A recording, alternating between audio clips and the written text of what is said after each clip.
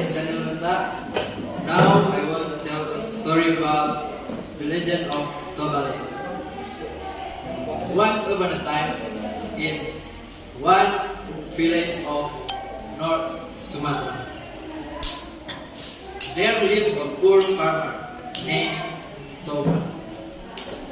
One day, he went fishing and luckily he got a beautiful goldfish. He carried it home and then planned to cook it. But when he got home, the fish turned into a beautiful woman. The woman told him that she was cursed. She asked Toba to keep it a secret. Toba agreed but with only one condition, that she will marry him. So they get married and had one child.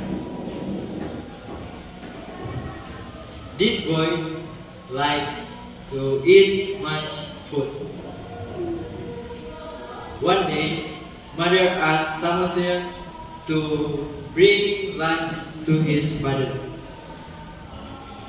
On the way to the rice field, Samuel stopped it and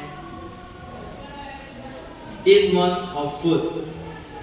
After that, he gave the rest of food to his father. Toba was very angry and shouted, You are a very fish kid. You are so greedy." Samuel cried and ran toward his mom. He asked mother, "Why father called me fish kid?" The woman was really upset that Toba broke his promise. Mother and son now disappeared. Soon there were springs that caused a yes lake. It's called the Toba Lake. And a land in the middle of Toba Lake is called Samosir Island. Thank you.